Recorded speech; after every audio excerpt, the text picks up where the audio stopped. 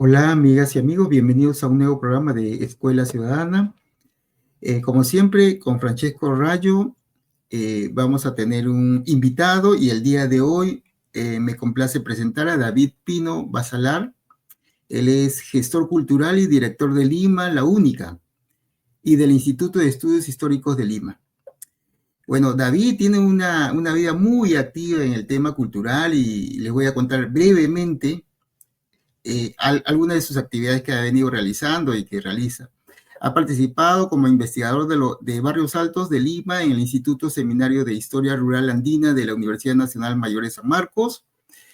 Desde el 2007 viene difundiendo la historia de Lima desde un blog y de sus propias redes sociales. Ha participado como ponente en diversos coloquios, conferencias, conversatorios y charlas sobre la historia de Lima.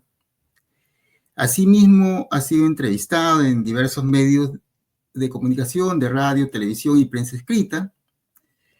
Desde el 2011 es responsable del proyecto Paseos Históricos por Lima, desde la cual organiza recorridos peatonales por distintos lugares patrimoniales de Lima, como los Barrios Altos, Rímac, Montserrat, Callao, Barranco, entre otros lugares. También ha desarrollado otras actividades como conductor y asesor del programa Lima al Paso, que produce la Universidad Católica C. Sapientiae, y desde el 2015 organiza recorridos peatonales con diversas municipalidades como Lima, Rímac, San Isidro, Barranco, entre otras. También así es creador del colectivo Patrimonio para Lima, iniciativa de voluntariado que busca acercar la historia y patrimonio de Lima a alumnos de secundaria de los colegios de nuestra ciudad mediante charlas y recorridos gratuitos. Gran labor de David. Te felicito, David, por todo lo que estás haciendo. En el 2017 lanzó otro voluntariado para el mantenimiento de los lugares patrimoniales, siendo uno de ellos la emblemática Quinta Herring de Barrios Altos, donde en los últimos años se ha venido realizando diversas actividades que buscan visibilizar el espacio y lograr su conservación en el tiempo. En el año 2021 fundó el Instituto de Estudios Históricos de Lima, que mediante un programa de cursos virtuales combinados con actividades presenciales y desde un punto de vista multidisciplinario, busca acercar a los interesados a conocer la historia de la ciudad de Lima, convocando a profesionales con amplia experiencia en diversos temas asociados a la vida limeña. Bueno, David, bienvenido, muchas gracias por aceptar la invitación. Y quisiera empezar con que nos cuentes en tu última actividad que vienes realizando, ¿no? Estas actividades de tus cursos virtuales combinado con actividades presenciales. Bienvenido, David, adelante. Buenas noches, ante todo gracias César, gracias Francesco por la invitación. Realmente también me quedé escuchando con atención toda esa cosa que he hecho tantos años, parece que el tiempo pasa volando realmente, pero bueno, las cosas que uno hace con cariño y con pasión quedan, ¿no? Y justamente ese deseo de compartir la historia de la ciudad, de llevarla a las personas, independientemente de su formación, hizo pues que me vincule con todas las actividades que tú has mencionado. Y un momento, digamos, crucial en nuestra historia reciente fue la pandemia, ¿no? El año 2020, que prácticamente detuvo también en mi caso todas las actividades que estaba haciendo. Todas las charlas, conversatorios, paseos y todo eso se detuvo así de porrazo. Y bueno, eso me llevó a preguntarme ahora qué hago, o sea, cómo puedo seguir realizando lo que tanto me gusta, lo que amo, pero ya en una nueva coyuntura. Esto de la cuarentena, todos encerrados. Entonces felizmente surgió lo que ahora pues ya es algo común, que fue la virtualidad, ¿no? El alcanzar la historia ahora mediante dispositivos electrónicos, utilizando las herramientas que de pronto vamos a descubrir que estaban siempre ahí, pero que van a ser parte del día a día, ¿no? Como el Zoom, como las transmisiones en vivo por YouTube, como ese programa que ustedes usan, por ejemplo, por el programa, son herramientas que nos van a permitir llegar a más personas. Entonces, vinculé ambas cosas y empecé a realizar paseos virtuales, ¿no? El todo del 2020, en la época de la pandemia, empecé a hacer transmisiones, un poco alcanzando la historia de los barrios de Lima, a partir de charlas que no duraban más de 1 hora y media, ¿no? Con fotografías que tomaba yo, ¿ah? Sacaba mi bicicleta, me iba a tomar fotografía por los lugares de Lima, con calles todavía abandonadas, pero que sin embargo sirvieron para actualizar, sobre todo para muchos peruanos que vivían fuera del país durante varios años y que ahora tenían no solamente sus barrios actualizados, sino la información que yo podía alcanzarles. Esto, por supuesto, fue muy bien recibido por el público que ya me seguía durante tiempo. Se hizo un nuevo público y bueno, pues decidimos formalizarlo, ¿no? Fundando el Instituto de Estudios Históricos de Lima, que es un instituto virtual en el cual empecé a organizar cursos virtuales. Justamente este viernes terminé el curso número 92, ya organizado desde aquella época, ¿no? Y eso es ahora lo que prácticamente ocupa mi tiempo, organizar cursos, convocar a los mejores en cada tema y alcanzar, por supuesto, la historia de Lima desde todos los ámbitos posibles a los interesados en conocerla. Música, historia, arquitectura, arqueología, todo lo que tú puedas, digamos, de conocer una ciudad, en mi caso he intentado llevarlo mediante los cursos y esa es mi actividad, tu pregunta, César, que tiene actualmente el Instituto de Estudios Históricos de Lima. Francesco. No, la labor, David, es genial la que haces, muy valorable y sobre todo en estos tiempos en que la información caduca tan rápido, pues, ¿no? El hecho de realizar ejercicios de memoria es muy importante. Y en base a eso, eh, queremos, bueno, te hemos invitado para que nos cuentes un poco sobre la cultura criolla limeña, pues, ¿no? Y qué es lo que la hace tan especial, en particular para nosotros, los limeños, pero en comparación a otras culturas de otras ciudades. Bueno, la cultura limeña considero es importantísima en principio porque está asociada a una de las ciudades más antiguas de América, ¿no? O sea, Lima ha cumplido 490 años, nos vamos para los 5 siglos de historia, y es evidente que una ciudad antigua está llena, es un repositorio de memoria, es un repositorio de historias, de anécdotas, de curiosidades y de todo lo vinculado a ella. Son 490 años de sucesos que han ocurrido por nuestras calles. Y esto es la memoria que está representada en su arquitectura, en las iglesias tal vez, en las casas, en los balcones, y que te cuentan historias. Entonces, obviamente, esto asociado como un colchón de lo que es la cultura, que además se nutre de las tradiciones, las procesiones, si se quiere, si eres católico, la gastronomía, por supuesto, y toda costumbre asociada a una ciudad antigua, la hacen valiosa. Creo que tenemos elementos que superan ampliamente otros lugares de América, de los cuales debemos sentirnos orgullosos, ¿no? Lima es patrimonio mundial por la UNESCO desde 1991. Estamos al nivel de ciudades en Europa de las que uno siempre quiere viajar, ¿no? Me voy a Europa, conocer París, quiero conocer Roma. Bueno, a ese nivel está Lima, porque también es una ciudad patrimonio mundial por la UNESCO. El único tema es que nosotros no la creíamos, ¿no? Quizá acostumbrados el día a día, salir por las calles y ver tal vez lo negativo, hizo que nos olvidamos que nuestra ciudad tiene elementos que la convierten en única para la historia de la humanidad. Entonces, a partir de ahí, considero que importante es la cultura criolla y sobre todo su rescate, ¿no? Un tema que poco a poco se ha ido perdiendo, pero que felizmente aún encuentra manifestaciones musicales, como esto, como hoy que sería la canción criolla, ¿no? Ya hemos dicho gastronómicas, históricas, anecdotario, que hace que se mantenga viva. Y eso es lo que uno tiene que difundirlo, para que más gente tenga ese sentimiento y diga, caramba, qué ciudad tan importante es la que yo vivo, ¿no? Voy a quererla y voy a difundirla. Quisiera ahondar, David, en el tema de este reconocimiento de UNESCO. ¿Qué es lo que realmente implica? ¿Qué es lo que realmente significa? ¿Y por qué hemos recibido ese reconocimiento? O mejor dicho, nuestra ciudad ha recibido ese reconocimiento. Si consideras que este video aporta en algo a la comunidad, apoya nuestro emprendimiento siguiendo este canal y dando like a este video. El cambio está en nuestras manos. Aprende, cuestiona, comparte.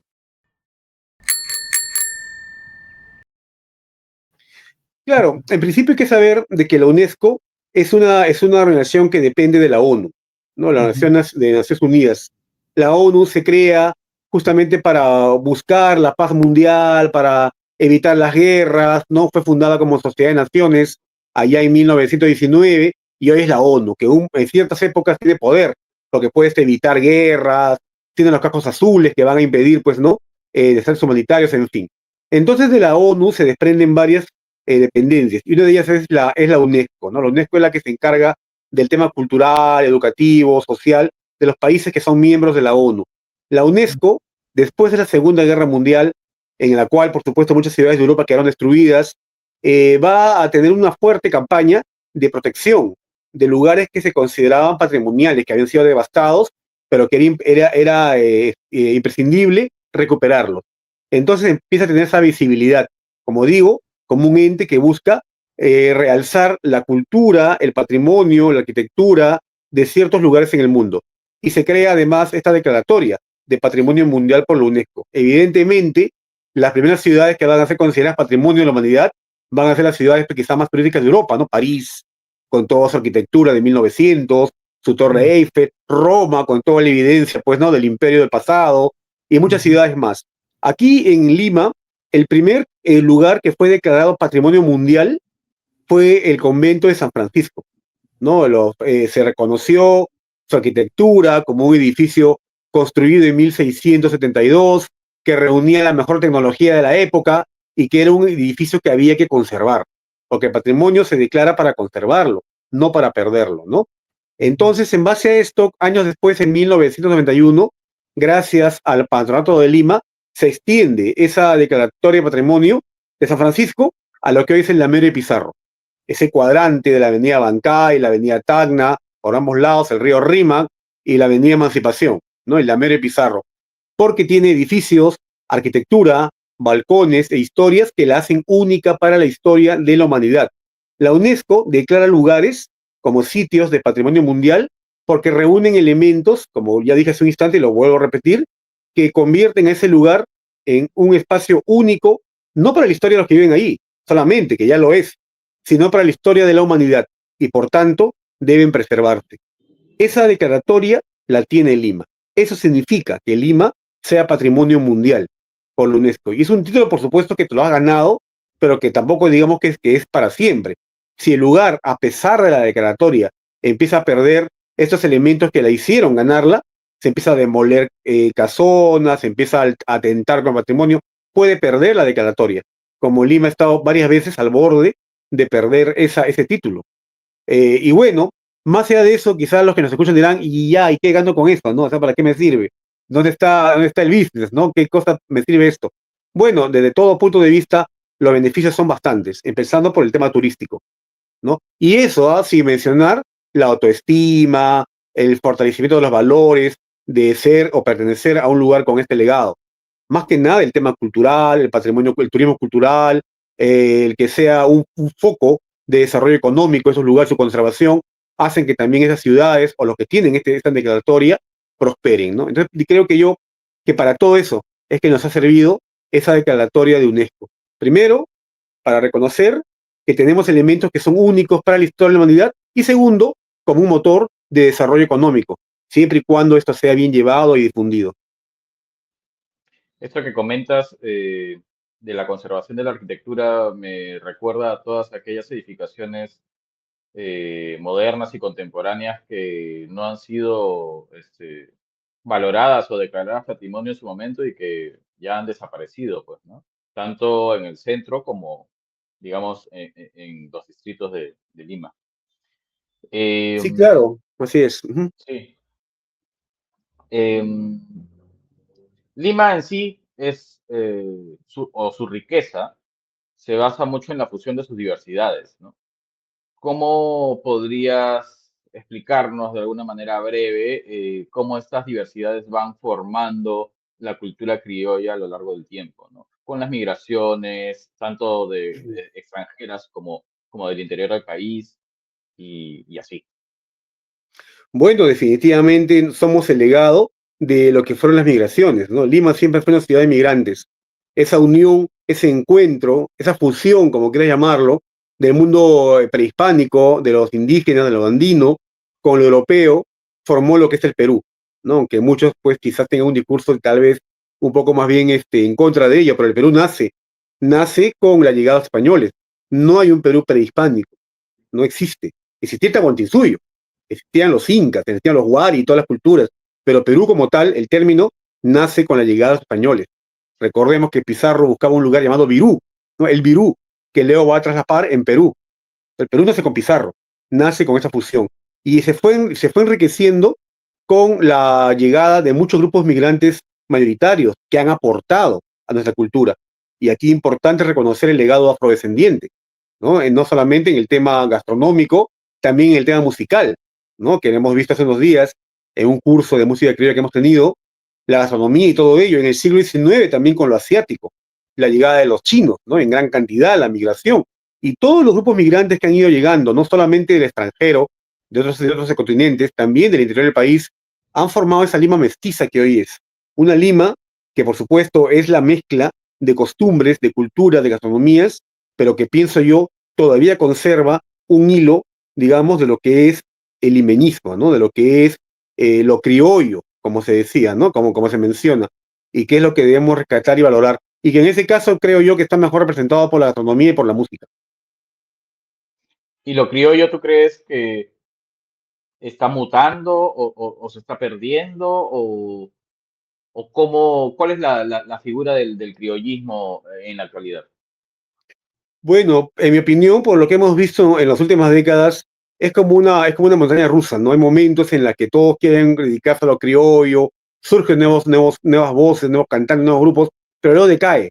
Decae tal vez por la fuerza de otros movimientos musicales que se imponen, pero luego vuelve a aparecer nuevamente. Hay concursos en televisión, el tema de los colegios es importante, ¿no? El fomentar nuevas figuras, pero pienso yo que en medio de todo esto todavía quedan bastiones, ¿no? Que buscan mantener la música criolla. Y en ese caso puntual, pues están las peñas criollas, los centros musicales, y de cuando en cuando también, pues cuando la autoridad estatal, en este caso la municipalidad, hace concursos de marinera, o de repente incluyen en sus eventos cantantes de música criolla, ¿no? O sea que yo pienso que la música criolla, en ese caso, que a tu pregunta, ¿no? Representar la música, no ha muerto, ¿no? Pero sí estamos atravesando una etapa en la cual está sobreviviendo, ¿no? No con lo mínimo todavía, pero que hay que seguir difundiéndola para que se afiance y llegue ese nuevo momento de pico, en que nuevamente la música criolla sea lo más importante, como siempre lo ha sido en épocas diversas. En Es que muchas quizá regiones, falta, sí, sí. sí, perdón, quizá, digo, ¿no? Todos los géneros musicales de alguna manera eh, han sufrido, aquellos que no mutan y que no, digamos, se reinventan, terminan quedando en el olvido, pues, ¿no? Entonces, quizá en la música criolla falta un poco eso, ¿no? El hecho de que se incursione eh, o que se vuelva más permeable, digamos, a las influencias que pueden venir tanto de lo local como de lo extranjero para poder finalmente poder surgir nuevamente. Pero lo ha hecho, ¿ah? Porque en más de una ocasión hemos visto, por ejemplo, ya que lo mencionas, la introducción de nuevos elementos musicales, guitarras eléctricas, por ahí de repente en el pasado, acordeón, los mismos elementos afrodescendientes, ¿no? La quejada del burro, ¿no? El cajón, se añadieron solamente las guitarras, a la vihuela. Si viajamos más en el pasado, la música criolla que se hacía con arpa, o sea, siempre también se estaba adaptando a los tiempos, en este caso puntual, utilizando nuevas herramientas. Las voces, la manera de la interpretación también ha ido cambiando para adaptarse a los nuevos gustos.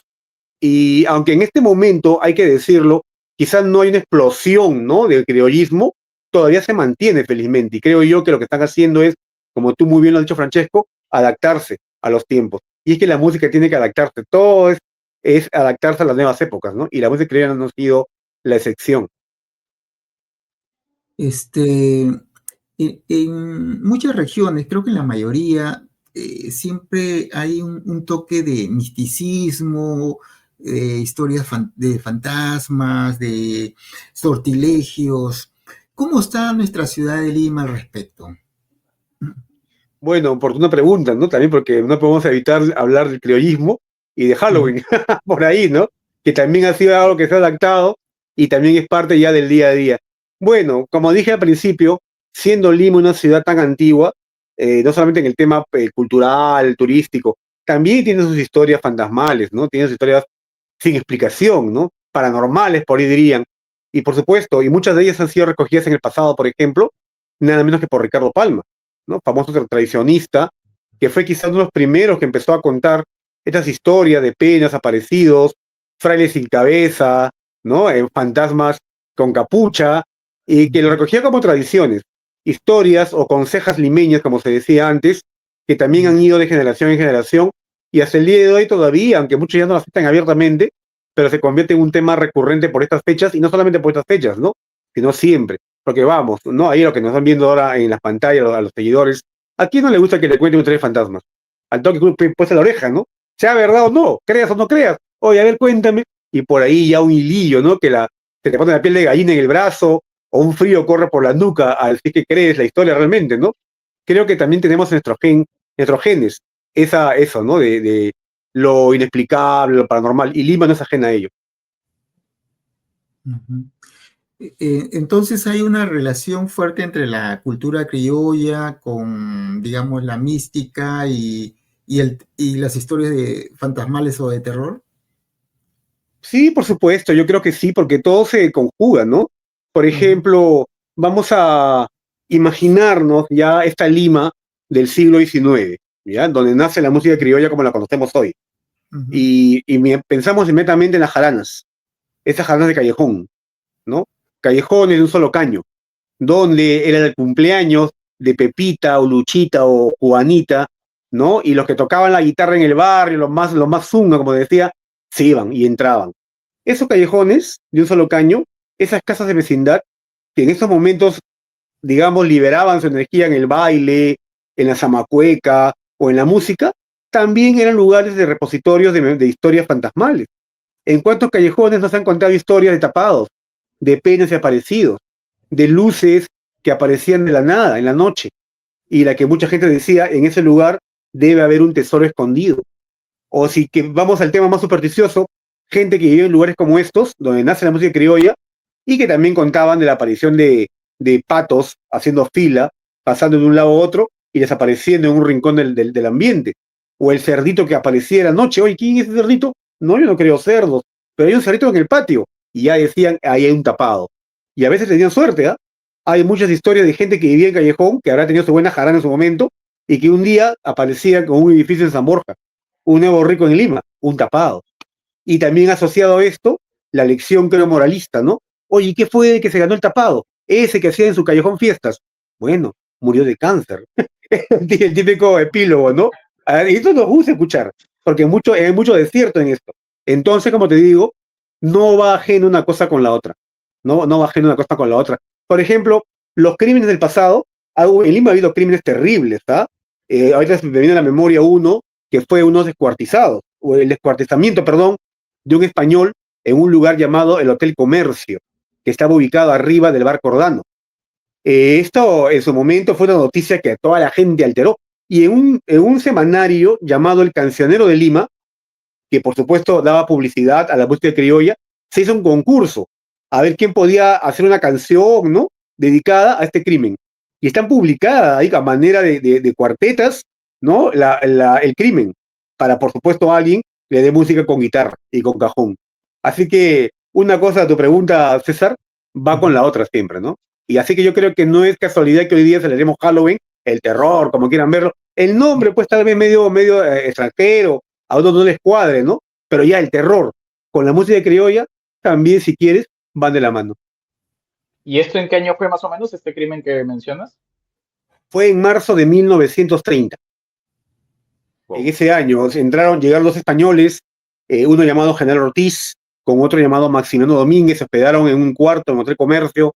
Cuenta la historia de que empezaron a discutir por un reparto de un dinero, se fueron a las manos, uno lo golpeó al otro con un objeto contundente y lo dejó desmayado en el piso. Se fue a comer, ya se despertará. Cuando volvió a las 2 horas, seguía en el piso. Así que al tocarlo, estaba frío, estaba duro, había muerto. No tuvo otra idea que para borrar su crimen, que cortarlo en pedazos y guardarlo en 2 maletas. Y como si no hubiera pasado nada, salió del hotel con las 2 maletas.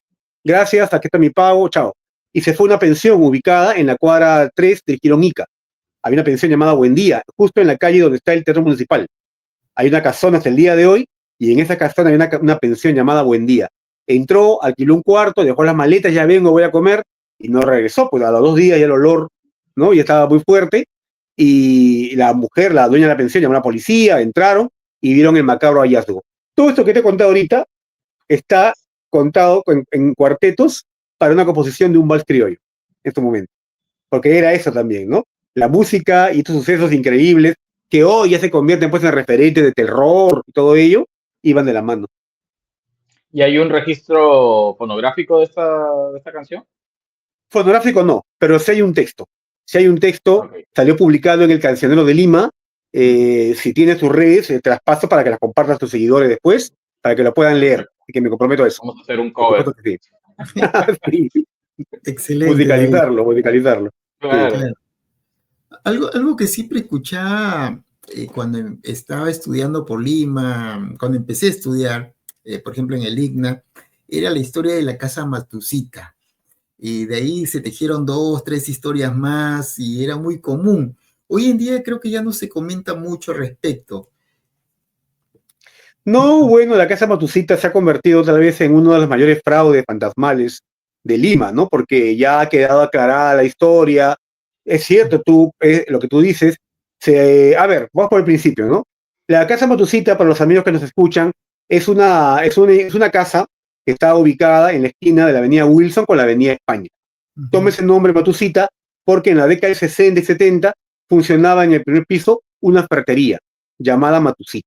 Entonces, en una ocasión, un periodista del diario Expreso, buscando una noticia media sensacionalista para llenar su cuota, ¿no?, semanal de noticias, entrevistó al guardián de la ferretería y parece que este medio en tragos le dijo, claro, señor, es cierto, aquí en el segundo piso siempre escucho que arrastran cadenas, que golpean cosas, no, aquí no se queda nada de noche porque aquí siempre nos espantan. El periodista hábilmente tejió la historia, usó las palabras adecuadas y nació un mito limeño, la casa Matucita. Con una bola de nieve, la historia empezó a reproducirse, la gente empezó a hablar, y por ahí le aumentaron, como tú dices, 2 casos más. Que la casa había sido originalmente de una bruja europea, Pervané de Herbaspa, ¿no? Que había sido quemada por la Inquisición en el siglo XVIII y había echado una maldición en la casa para que nadie ocupe la casa. Y ella pues fue quemada y todo el tema. Luego, en 1880, una familia japonesa vivía en la casa y un día el mayordomo los envenenó y todos pues se acabaron masacrando, 8 muertos, ¿no? Y claro, estas cosas, si tú las escuchas así, te pone la piel de gallina, caramba, ¿qué suceso? Pero no hay ninguna evidencia, no hay ningún documento que hable de una europea quemada por la Inquisición en el siglo XVIII, para empezar. Es más, no había casa ahí en el siglo XVIII. Por ahí pasaba la muralla de Lima, y la parte de afuera ya era el ejido, ¿no? La zona rural.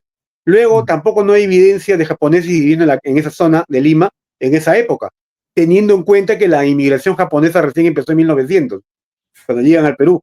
Luego habían 4 o 5 que están registrados, y ni un caso como este. Y finalmente, la casa fue construida en 1909.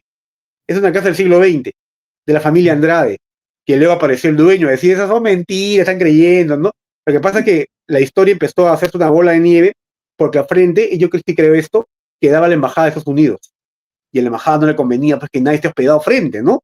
Estamos en la Guerra Fría, la época de los espías. Así que mejor la embajada alquiló el segundo piso y no dejó que nadie viva ahí. Pero un día la embajada se fue y ya no había quien pague el alquiler del segundo piso.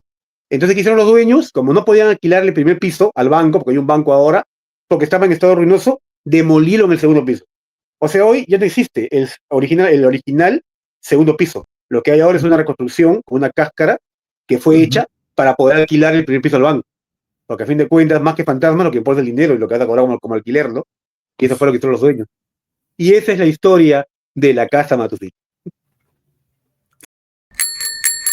Si consideras que este video aporta en algo a la comunidad, apoya nuestro emprendimiento siguiendo este canal y dando like a este video. El cambio está en nuestras manos. Aprende, cuestiona, comparte. ¿Y qué Interesante. personajes dentro del folclore limeño, digamos, dentro de esta temática sobrenatural o de terror, podrías, digamos, repasarnos para poder eh, tener una idea o un recordatorio? Bueno, más que temática de terror, quizás te podría decir sucesos inexplicables, ¿no? Sucesos casuales, si quieres, pero que han quedado también señalados como parte de la memoria. Y me acuerdo, por ejemplo, Lucha Reyes, ¿no? Lucha Reyes, que tenía una voz magnífica, ¿no? Que ella, muchas de sus valses y composiciones hoy día van a ser cantadas solamente pues en varios lugares, ¿no? En la noche, pero tuvo una muerte bien curiosa, ¿no? Ella alguna vez en una entrevista dijo, yo moriré un 31 de octubre, y la canción criolla, profetizó su muerte, y murió un día como hoy, porque ojo, un día como hoy también murió Lucha Reyes, 31 de octubre. Entonces, esto va, creo que campo del misterio, ¿no? O sea, cómo alguien puede predecir su muerte. Como este Vallejo que dijo, ¿no? Moriré en aguacero en París, ¿no? Y murió en aguacero en París. Cosas curiosas o casuales, pero que si quieren enmarcas dentro del tema, digamos, anecdótico. O también, por ejemplo, otros personajes que se han inspirado en lugares con una fuerte carga sobrenatural, y me refiero a Felipe Pinglo Alba, ¿no? Que vivía en Barrios Altos, el compositor Felipe Pinglo, vivía en los Barrios Altos y era un asiduo visitante de la Quinta Jeren de los Barrios Altos, lugar en el que se inspiró para la composición del vals El huerto de mi amada. Y en la Quinta Jeren siempre ha sido un repositorio de historias fantasmales, ¿verdad? Del hombre verde, en otras épocas del jinete sin cabeza, de los ruidos de caballos que pasaban por la plazuela de noche, y yo creo que Pinglo también debe haber escuchado esas consejas, ¿no? Esas historias. Lugares como estos, de todos modos, siempre están asociados a la música, y aunque no, a menos particularmente no encontré un registro terrorífico, sobrenatural sobre la música criolla, creo que estas casualidades, ¿no? O eventos se enmarcan también, o se pueden enmarcar dentro de ello. En el caso de la música, por ejemplo, el huayno expresa más tristeza, dolor, sufrimiento, ¿no? Sobre todo de amor, este, pero también de familia. En el caso de la música criolla, ¿qué es lo que expresa? Bueno, hay que remontarnos, por ejemplo, a las primeras composiciones de música criolla del siglo XX, en la cual aparecen los primeros compositores, entre los que destaca Pinglo justamente, ¿no? Y casi todas las canciones hablaban del sentir social, del sentir del obrero, del sufrimiento del obrero, del maltrato del patrón, ¿no? Eso como un discurso social, ¿no? Un reclamo social.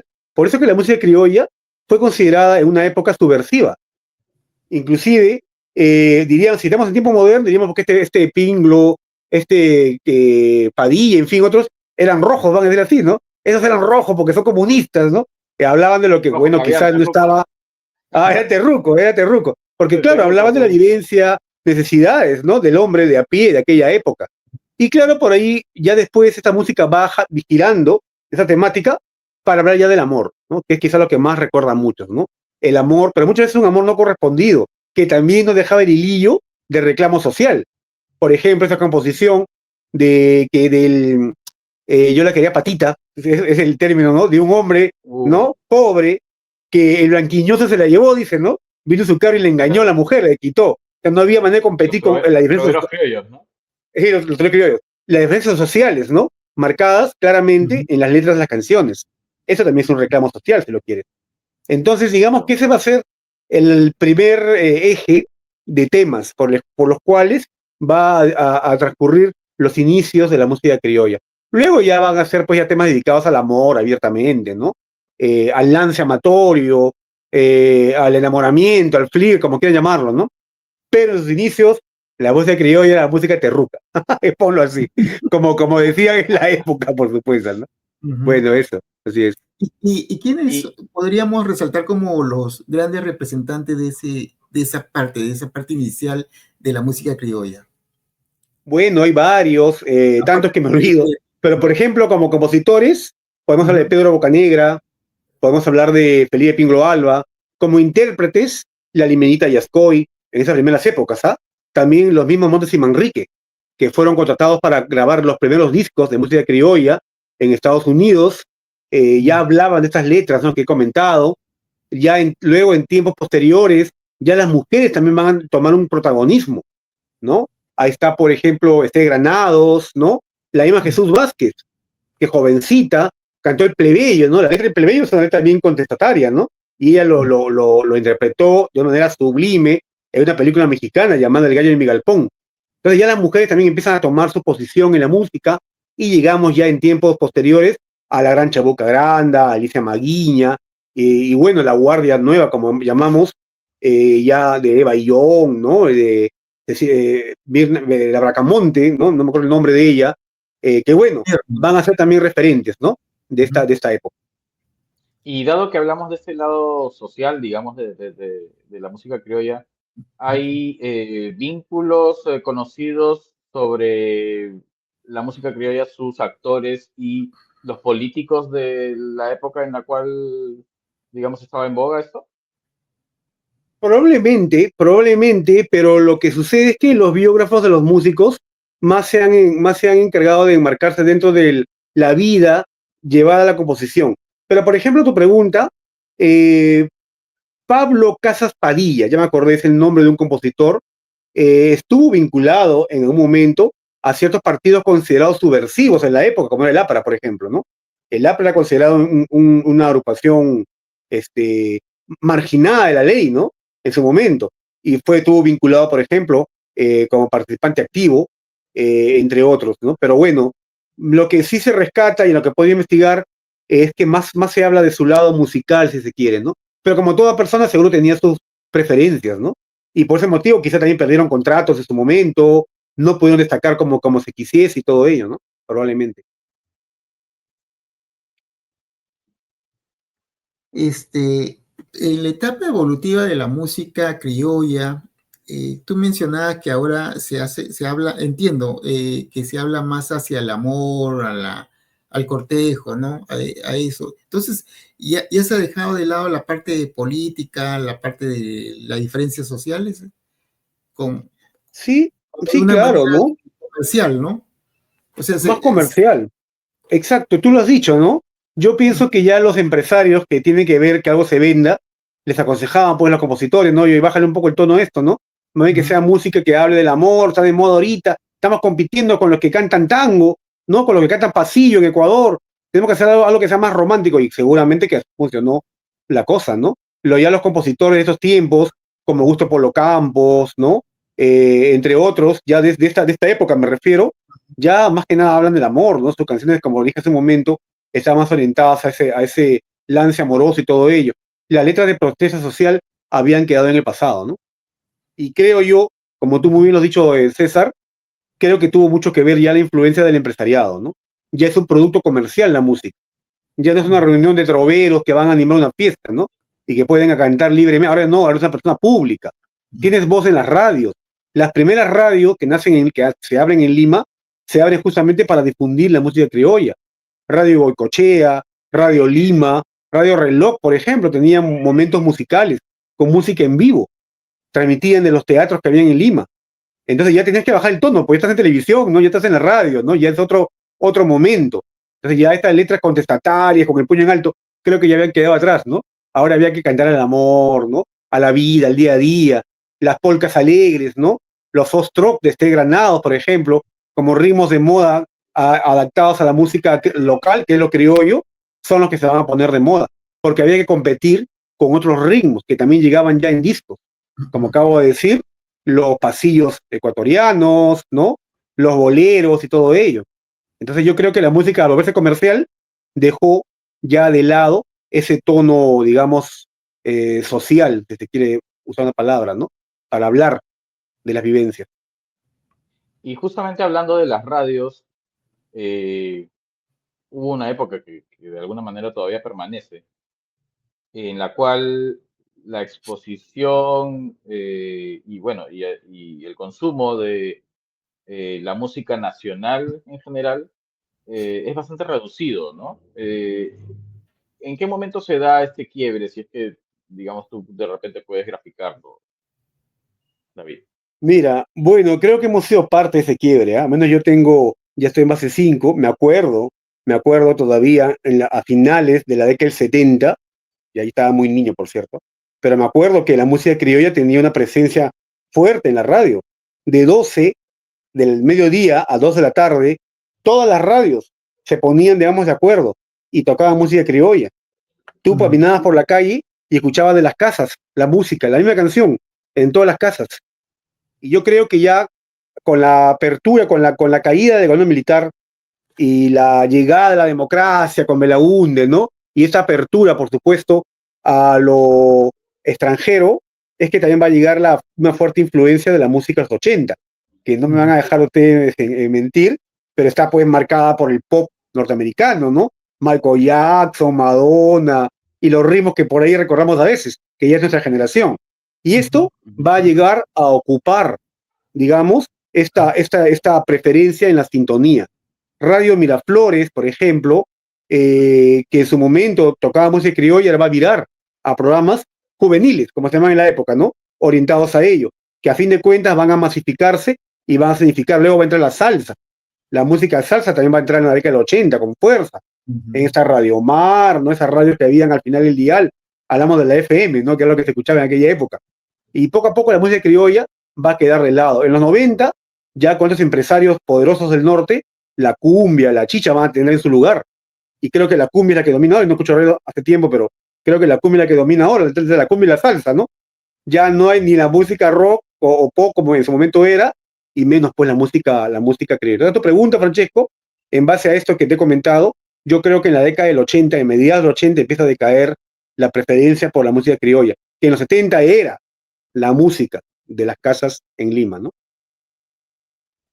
Claro, Canal 7 o RTV ha tratado de rescatar espacios, ¿no? Criollos con Cecilia Barraza, me parece, y otros cantantes de este género musical. Sin embargo, en el camino ha tenido también sus altibajos, ¿no? Sí, bueno, es que también eso responde también a cada gobierno, a la política, ¿no? De emisiones de cada. Tú sabes que, y ahora podemos verlo mejor con tanto gobierno que tenemos y con cada cambio de director, ¿no? En los canales del Estado, cada cual sigue su política, digamos, de transmisiones, ¿no? Así que, ¿qué podemos decir de eso, no? Toda esta idea en su momento de que consideraba la música criolla, la música nuestra, como elemento de fortalecimiento de la identidad nacional, a su madre, ¿no? Ese discurso se ha perdido y ahora ya no es más. En su momento lo consideraban así, ¿no? Y bueno, es como el curso de educación cívica también, ¿no? Que a veces reclaman, a veces reniegan, pero era necesario. Igual también sucedía con la música criolla, ¿no? Al perderse estas políticas de difusión de lo nuestro, pues bueno, ahora le damos más entrada a otros ritmos, ¿no? Que ya han hecho perder esta identidad criolla, ¿no? Inclusive había antes varios festivales, ¿no? En Lima, digamos que de alguna manera daban protagonismo a la música nacional, ¿no? Sí, por supuesto. Si hablamos de tiempos antiguos, el lugar por excelencia que recogía el sentir y las composiciones era la fiesta de San Juan de Amancaes. La fiesta de San Juan, que me disculpen los amigos charapas, nace en Lima. Y en Lima duró 3 siglos, ¿no? Hoy día ya, bueno, San Juan es la selva, ¿no? Tujuanes y toda la música muy alegre, por cierto, de la selva.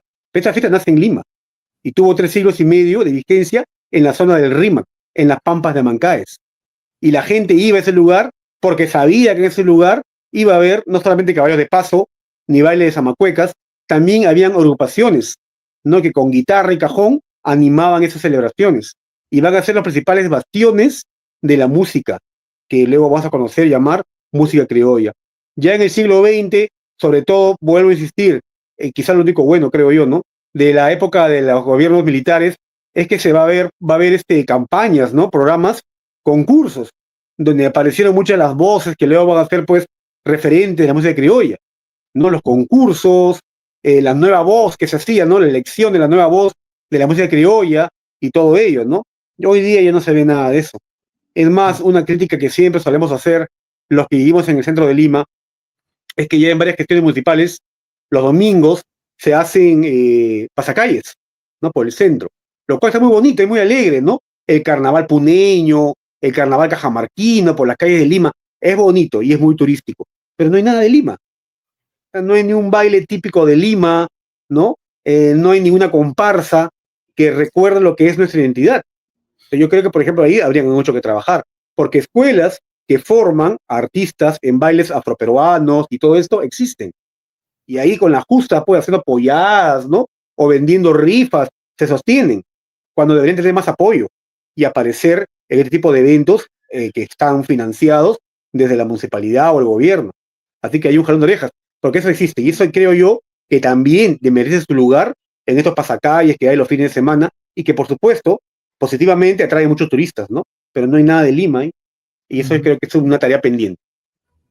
Claro, como la polca o podría ser también la marinera limeña, ¿no? Adicionarlo ahí, ¿no? Por supuesto, los concursos de marineras felizmente se hacen aún, aunque ya no con esa relevancia de antaño, que era salir en los periódicos, ¿no? Campeona nacional de marinera, tú sabes quién era, ¿no? Coliseo de voz, lleno de gente, ¿no? Ahora se hacen en coliseos pequeños, pero un grupo de conocidos que buscan mantener todavía, lo cual no está mal, pero siempre es importante la difusión y que vuelva a ser como fue antaño, manifestaciones de nuestra cultura y nuestra identidad, que todos debemos saber, conocer, y aunque sea por cultura general, si no te gusta, ¿no? Pero es parte de tu memoria, tu historia, ¿no? Y hay que conocerlo. David, cuéntanos, ¿qué cursos se vienen en el instituto? Bueno, el instituto es una gran satisfacción, en principio, que he tenido. Ya ahí está sacando la cuenta ayer. Son 92 cursos, más de 2.500 alumnos que he tenido en estos 4 años. Y ya estamos cerrando ya este año con 3 cursos, por cierto.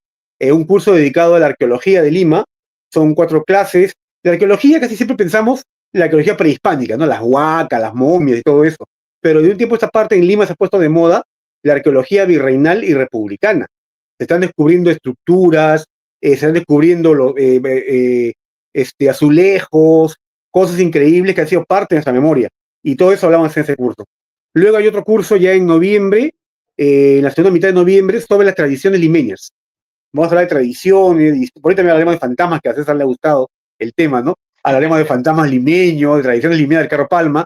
Y el último curso del año es uno dedicado a la arquitectura de Lima, porque la arquitectura siempre va a ser el reflejo del pensamiento de cada época. Así que están invitados los amigos a buscarnos en el Instagram, pueden buscarme en el Instagram como Lima la Única, o buscar el Instagram del Instituto de Estudios Históricos de Lima, IEHLP, así pueden buscarlo.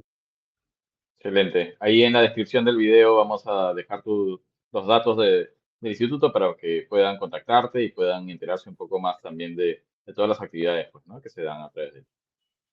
Muchas gracias. David, ya estamos para terminar, pero quiero invitarte a que de repente nos quieras comentar algo más que ha quedado en el tintero para ti y que nos quieras comentar, y aparte, por supuesto, reforzar la idea de que invites a todos nuestros amigos a participar en tus actividades.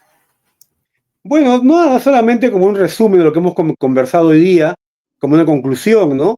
Recordar que nuestra cultura es muy rica, nuestra historia, la historia de Lima, así como la historia de Ayacucho, de Cusco, de Arequipa y las ciudades que tienen ese bagaje cultural, ¿no? Que uno siempre quiere conocer, visitar. Lima también tiene eso. No solo tiene arquitectura, no solamente tiene sus monumentos, tiene muchas historias sociales, historias de vida de gente, que a lo largo de los casi 5 siglos de historia han dado su grano de arena, su aporte para hacer nuestra historia. Hay que conocer un poco más de ellos, hay que estudiarlos, a los escolares, a los jóvenes, ¿no? Crucen la pista, vayan a ver los monumentos, ¿no? El de Bolognesi, el de la Plaza 2 de Mayo, que tienen alegorías hermosas que cuentan episodios que fueron considerados en su momento los mejores de América, ¿no? Monumentos muy bien hechos por artistas extranjeros. Recorrer el centro de Lima, que decían antes, siempre es importante mirar hacia arriba, ¿no? Para conocer la ciudad, vas a ver los balcones, ¿no? Balcones de estilos diversos. Hay tarea para los que nos siguen, ¿no? Identifiquen los balcones, qué estilos son. A veces decimos balcón republicano, balcón colonial, y quedamos ahí. Pero hay balcones con estilos, barroco, rococó, neoclásico. Vean las diferencias, los detalles que hay. Es un buen ejercicio visual, caminar por el centro. Y finalmente, conocer, ¿no? Conocer nuestra historia limeña, que si bien es cierto, se remonta a miles de años, porque hay una Lima milenaria, pero también hay una historia quizás olvidada de 3 siglos, ¿no? De la época virreinal, que independientemente de haber sido, pues, un reino más en aquella época, también hubo limeños, también hubo sucesos, los terremotos, ¿no? Y finalmente, para acabar, recordar que el nombre de Lima fue Ciudad de los Reyes, no por los reyes de España, por los Reyes Magos. Lima nació católica. Y yo creo que eso es clave, porque mucha gente dice, Ciudad de los Reyes, por los Reyes de España. No quiero saber nada de los Reyes de España. Hemos sido colonias, se han robado la plata. Nada que ver. Ciudad por los Reyes Magos. Miren el escudo. Ahí están las 3 coronas y las 3 de Belén. Y con eso termino. Muchas gracias, David. Muchas gracias. Te agradecemos. de verdad, por toda esta Muy bien. información, y también te felicitamos por tus actividades que vienes realizando, que son muy valiosas, y que vale la pena irte a acompañar en este proceso, de verdad. Hay tanto que conocer y hoy día hemos aprendido bastante gracias a ti. Estamos muy agradecidos. Muchas gracias a ustedes ahí por la invitación. Bueno, amigos, muchas gracias por acompañarnos. Por favor, compartan el programa, el like o el pulgar arriba, como siempre, y nos vemos con un nuevo tema la próxima semana. Gracias nuevamente a Francesco y a David. Programa producido por Magdalena Creativa y La Salita del Cine. Nos vemos, amigos. Gracias. Hasta luego.